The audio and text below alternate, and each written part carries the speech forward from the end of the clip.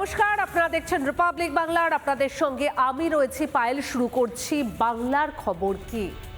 দোরগোড়ায় বিধানসভা নির্বাচন, আর এই মুহূর্তে আমরা নজরে রাখছি বিধায়করা তাদের এলাকার জন্য ঠিক কি কি কাজ করেছেন। আর আজকে আমরা নজর রাখবো দক্ষিণ 24 পরগনার বিষ্ণুপুর বিধানসভাতে।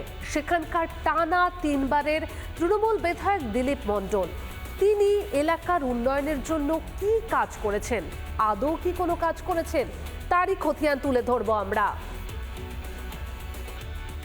দাঁড়িয়ে রয়েছি দক্ষিণ 24 পরগনার বিষ্ণুপুর থানার অন্তর্গত যেটি জোড়া দোকান এলাকায়। এই যে রাস্তা, অর্থাৎ আমতলা বারাইপুর রোড, এই যে রাস্তা দিয়ে প্রতিনিয়ত স্কুলের বাচ্চারা যায়, গাড়ি চালকরা তারা জানাচ্ছে যে কিভাবে তাদের কষ্টের মধ্যে দিয়ে প্যাসেঞ্জারদেরকে নিয়ে যেতে হচ্ছে। যে রাস্তা ধুলো, তাতে কিন্তু মানুষ অত্যন্ত অতস্ফীত হয়ে পড়েছে। টোটো যাচ্ছে, টোটো সব ছেড়ে পড়ে যাবার মতো হয়ে যাচ্ছে।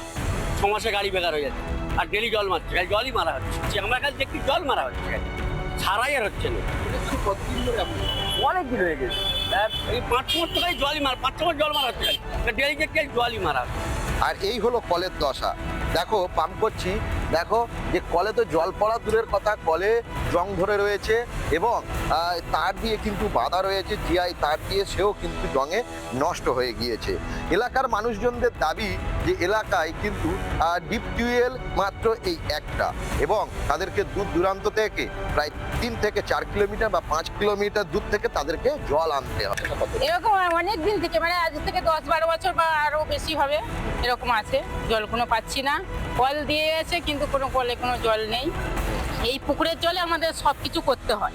হ্যাঁ, মাঝে মাঝে এই পুকুরের জল তুলে নিয়ে আমাদের কটকিয়ে দিয়ে আমাদের খেতে হয়। যখন করে দিয়ে গেছিল ভেঙে তো সেই থেকেই পড়ে আছে, জল পাওয়া যায়। কতটা সমস্যার মধ্যে দিয়ে কাটাতে? আমাদের অনেক সমস্যা, প্রচুর। সাইকেলে মাথায় করে জল আনতে হয় অনেক দূর থেকে, অন্তত 4-5 কিলোমিটার রাস্তা। যদি শীতের সময় এই দশা হয় তাহলে গরমের সময় তো অনেক কষ্ট, জল কিনে খেতে হয়। পাশে পুকুর আছে, জল তুলে ফটকিরি দিয়ে মাঝে মাঝে ছেঁকে খাই, জল না পেলে কি করবো। কিন্তু এলাকার মানুষজনের বক্তব্য যে দীর্ঘদিন যাবৎ এই খাল সংস্কার হচ্ছে না এবং জল নিকাশি ব্যবস্থার সমস্যার মধ্যে রয়েছে এবং চাষবাসের ক্ষেত্রেও অসুবিধা হচ্ছে। খালের অবস্থা খুবই খারাপ, দীর্ঘদিন যাবৎ খাল কাটানো হয়নি, অপরিষ্কার হয়ে রয়েছে, আবর্জনা পড়ছে, খাল পুরো ফুল বন্ধ হয়ে গেছে, জল নিকাশ পুরো একদম ব্যবস্থা খুবই খারাপ, বন্ধ।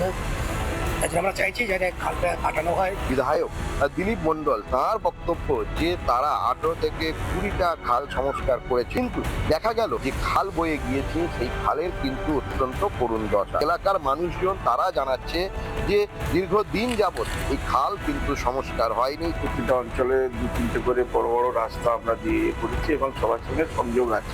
90% আমরা বেশিরভাগ রাস্তা আমরা করতে পেরেছি এবং আর কিছু বাকি রয়েছে যেগুলো পথশ্রীর মধ্যে দিয়ে সেগুলো হয়ে যাবে। আমাদের এই ব্লকেই 18 থেকে 20খানা আমরা শুধু খাল কাটা করছি। এর সঙ্গে আমাদের যেটা দরকার বিদ্যুৎ, সেগুলো আমরা পৌঁছে দিতে পেরেছি। হ্যাঁ, এটা দীর্ঘদিন ধরে খারাপ বেহাল অবস্থা ছিল। আমিও মন্ত্রীর সঙ্গে কথা বলে দুটো পার্টে, একটা 2,90,00,000 আর 2,97,00,000 টাকা, প্রায় 2 কিলোমিটার রাস্তা, এটা পেপার ব্লক হবে। কতগুলো খাল সংস্কার উনি করেছেন দীর্ঘ এত বছর এমএলএ মন্ত্রী থাকাকালীন, সেটার খতিয়ানটা প্রকাশ করতে বলুন। ভোট এসছে, তাই আজকের মানুষের কাছে দেখাতে হবে, দেখো নিজের ঢাক নিজে পেটাচ্ছি, দেখো আমি খাল সংস্কার করছি। পালা বদলের লক্ষ্যে বিজেপির পরিবর্তন যাত্রা, আর বঙ্গ বিজেপির কর্মসূচিতে একাধিক হেভিওয়েট রা হাজির হয়েছেন। কে হাজির হয়েছেন? কেন্দ্রীয় স্বরাষ্ট্রমন্ত্রী অমিত শাহ থেকে শিবরাজ সিং চৌহান, রাজনাথ সিং, দেবেন্দ্র ফডনবিস। আর প্রত্যেকের মুখেই একটাই কথা, পরিবর্তন আনতে হবে এই বাংলাতে। আর পরিবর্তন হলেই সুশাসন ফিরবে বাংলায়। গোটা রাজ্য জুড়ে তৃণমূলকে তুলোধনা এই পরিবর্তন যাত্রা থেকে।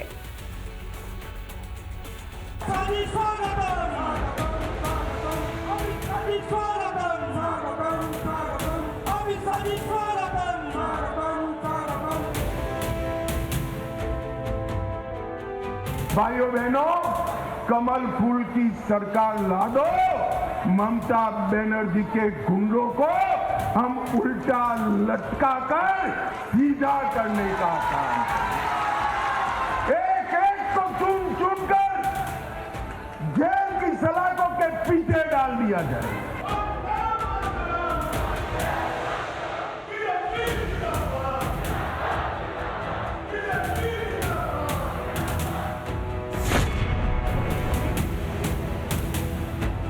ममता दी, पश्चिम बंगाल की जनता आपसे जानना चाहती है कि अब पैसा कहां गया, किसकी जेब में गया। इस बार का चुनाव केवल साधारण चुनाव नहीं है, यह आजादी, आपको आजादी मिलेगी। जिस तरीके से लोग यहां पर डरे हुए हैं, सहमे हुए हैं, उससे आपको आजादी मिलेगी।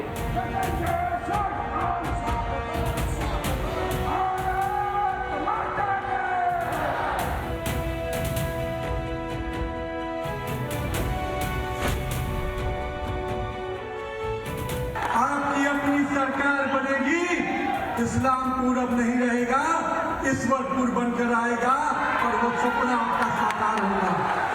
बंगाल का ये भूभाग बिहार का भी भूभाग हुआ करता था।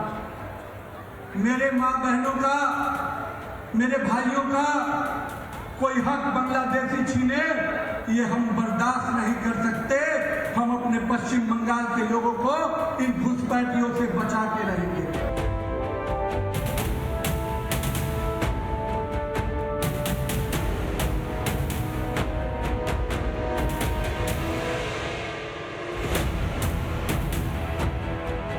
बंगाल की जनता परिवर्तन चाहती है। टीएमसी का मतलब हो गया है terror, tragedy, money mafia, murder. एक पे एक कई घोटाले और बेईमानी अगर की है तो इस टीएमसी की सरकार ने की है। अब आजकल मैंने सुना है बेरोजगारों को कह रहे हैं बेरोजगारी भत्ता दिया जाएगा, बेरोजगारी भत्ता।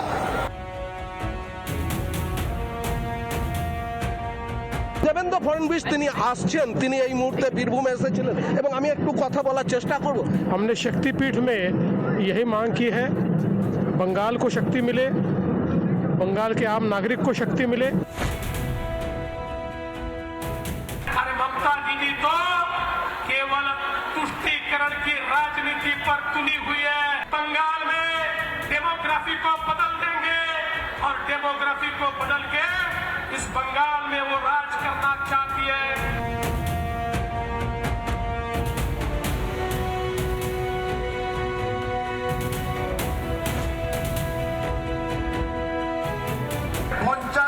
প্রাথমিক বিদ্যালয় আছে যেখানে কোথাও টিচার নেই, কোথাও একটা টিচার আছে। যদি সেমনি করে হেল্প করতে হয় তো 165 কোটি টাকা দিলে 50,000 স্কুল ভালোভাবে চলে যাবে।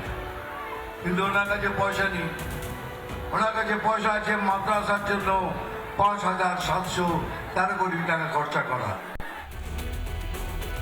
বিজেপি এলে বাড়বে বেতন, লাভবান হবেন এ রাজ্যের সরকারি কর্মীরা। আর বিজেপির সরকার গঠনের ৪৫ দিনের মাথায় কার্যকর হবে সপ্তম বেতন কমিশন। পশ্চিমবঙ্গে এসে এমনই মন্তব্য করলেন কেন্দ্রীয় স্বরাষ্ট্রমন্ত্রী অমিত শাহ। এরই পাশাপাশি তিনি দাবি করেন এ রাজ্যের সরকারি কর্মচারীদের সঙ্গে বঞ্চনা করছেন মমতা বন্দ্যোপাধ্যায়। মথুরাপুরের সভা থেকে আজকে একের পর এক প্রতিশ্রুতি দেন কেন্দ্রীয় স্বরাষ্ট্রমন্ত্রী। তিনি জানান সরকার গঠনের ৪৫ দিনের মাথায় কার্যকর করা হবে সপ্তম বেতন কমিশন। ममता दीदी ने सरकारी अधिकारियों को 7वां वेतन आयोग नहीं दिया है। मैं आज कहकर जाता हूं, सभी लोग भाजपा सरकार बना दो, 45 दिन में ही हम 7वां वेतन आयोग की तनख्वाह देने का काम करें। সরকার গঠন যদি হয় বিজেপির, সেক্ষেত্রে ৪৫ দিন অর্থাৎ ১ মাস ১৫ দিনের মাথাতেই কিন্তু সপ্তম বেতন কমিশন চালু হয়ে যাবে, যে কারণে লাভবান হবেন সরকারি কর্মীরা। এর পাশাপাশি তিনি এও জানিয়েছেন যে আগামী ডিসেম্বর মাসের মধ্যেই সমস্ত শূন্য পদে চাকরি দেওয়া হবে।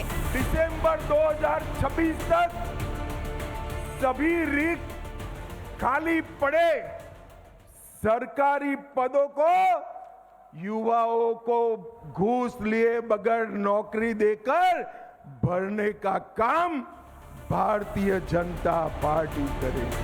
সরকারি চাকরির ক্ষেত্রে সরকারি চাকরির বয়স সীমার ক্ষেত্রে 5 বছরের ছাড় দেওয়া হবে। ডিসেম্বরের মধ্যে সমস্ত শূন্য পদ একেবারে ভরিয়ে দেওয়া হবে, চাকরি হবে। একের পর এক আশ্বাস দিয়েছেন কেন্দ্রীয় স্বরাষ্ট্রমন্ত্রী অমিত শাহ। भाजपा सरकार बनने के बाद युवाओं को नौकरी की आयु में 5 साल की मुक्ति भी दी जाएगी। ভবানীপুর কেন্দ্র নিয়ে কি ভয় পাচ্ছেন মমতা বন্দ্যোপাধ্যায়? যদিও তিনি বলছেন এক ভোট থাকলেও তিনিই জিতবেন। আচ্ছা, আগে তো কখনো এমন কথা বলতে শোনা যায়নি মমতা বন্দ্যোপাধ্যায়কে। তাহলে কি বিরোধী দলনেতা শুভেন্দু অধিকারীর কথাই ঠিক? ভবানীপুরে জেতার মতো পরিস্থিতিতে নেই তৃণমূল। এসআইআর এর চূড়ান্ত ভোটার তালিকা প্রকাশ হওয়ার পর শুধুমাত্র ভবানীপুর বিধানসভায়, যেখানে বিধায়ক রাজ্যের মুখ্যমন্ত্রী মমতা বন্দ্যোপাধ্যায়, সেখানে একাধিক নাম বাদ যায়। আর যা নিয়ে শোরগোল পড়ে যায়, বিরোধীরা বলেন এবার হার নিশ্চিত। যদিও মমতা বন্দ্যোপাধ্যায় পাল্টা বলেন যে একজনও যদি ভোট দেয় তাহলে তাকে হারানো সম্ভব নয়। In my constituency, I told you 60,000. Instead of that, I will win from Bhawanipur. Even there is a one vote. I believe that. I have that trust. I believe God. I believe all the Ma, all nature, all religions, all Hindus, Muslims, Sikh, Isai, Bauddha, Jaina, Parsi. I respect all the community caste.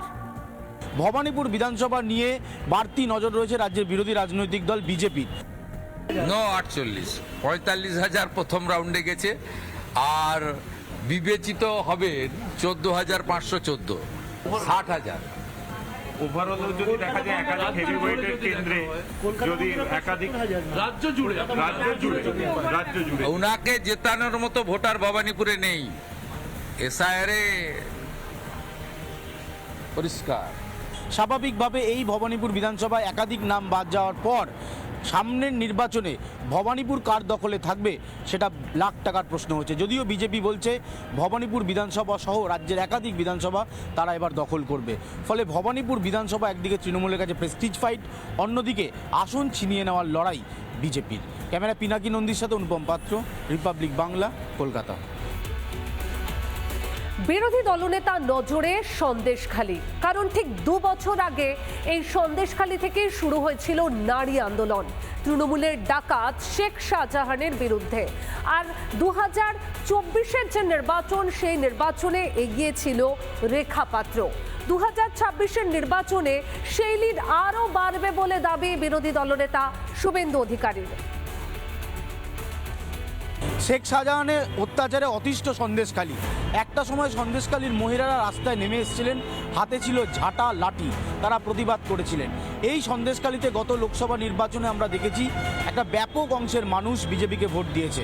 এবার শুভেন্দু অধিকারীর target এই সন্দেশখালী বিধানসভা সহ south 24 Pargana এবং north 24 পরগনার একাধিক বিধানসভা। সন্দেশখালী একমাত্র বিধানসভা 7,800 ভোটে বিজেপিকে এগিয়ে রেখেছে।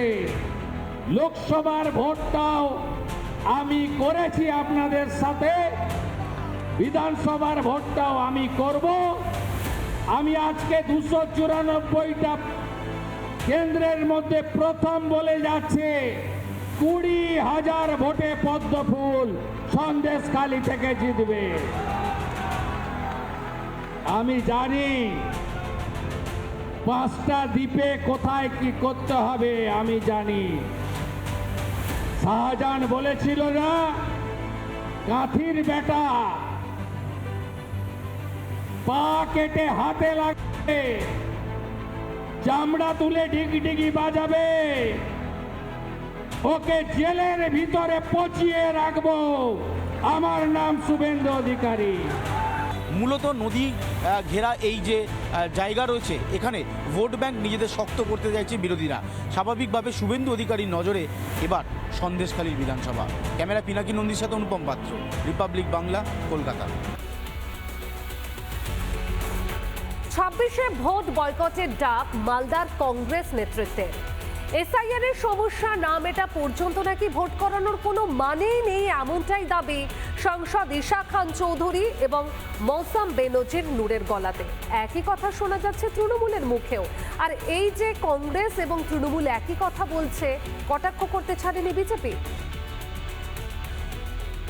এসআইআর প্রক্রিয়া সম্পূর্ণ না হলে ভোট বয়কটের ডাক দিলেন কংগ্রেস নেত্রী মৌসাম বেনজির নূর। আপনার নামের স্পেলিং, আপনি ইন্ডিয়ান নাগরিক, আপনাকে ভোট ডিনাই হবে। আর স্পেলিং মিস্টেক আপনি করেনি, স্পেলিং মিস্টেক সরকার করছে, আর তার জন্য আপনি শাস্তিকে খাবেন? এটা কি হয়? এটা কোনোদিন হতে পারে না। তখন ভোটটাকে বয়কট করতে হবে।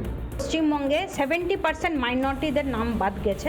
এটা যদি সুরাহা না হয়, আমাদের দাবি, আমাদের কংগ্রেস লিডারশিপেরও দাবি, যে যতদিন এটা সুরাহা না হয় আমরা চাই না যে ভোট হোক।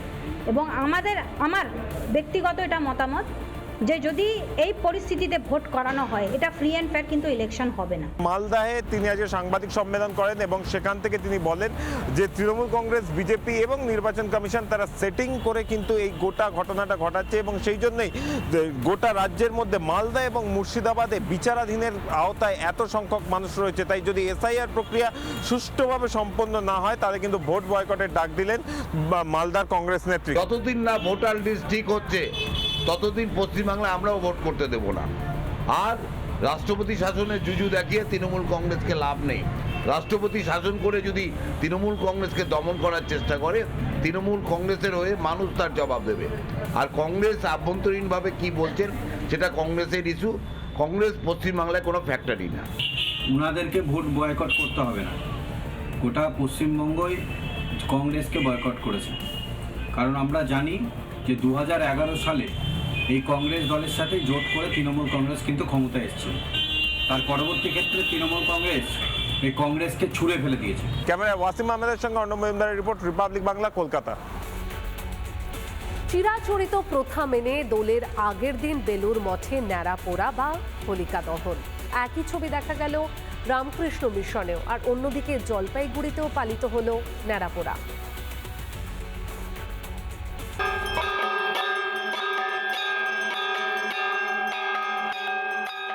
হোলিকা দহনের মাধ্যমে আজকে বেলুর মঠে সন্ধ্যে থেকেই ভিড় জমেছে ভক্তদের, এবং সেই ভক্তদের যখন ভিড় জমে তারপরেই সেখানে মহারাজরা আসেন এবং তারপর থেকেই শুরু হয় হোলিকা দহনের পূজা অর্চনা।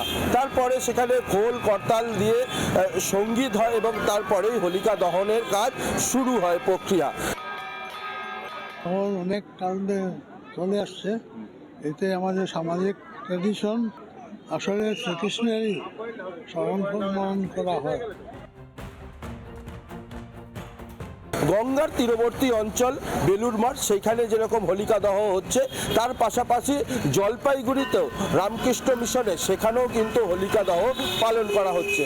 এবং হোলিকা দহ যেভাবে পালন করা হচ্ছে সেখানেও মহারাজরা আসেন এবং এলাকার মানুষজনেরা সেখানে ভক্তরা যারা রয়েছেন রামকৃষ্ণ মিশনে তারাও সেখানে উপভোগ করেন এই হোলিকা দহ। অর্থ হচ্ছে যে আমাদের ভেতরে ইগো আছে, অহংকার, বিদ্বেষ, হিংসা, এইসব জিনিসগুলো, এগুলোকে ভেতরে আমাদের যেগুলো আছে এগুলোকে পুড়িয়ে মারার একটা সিম্বল এটা একটা।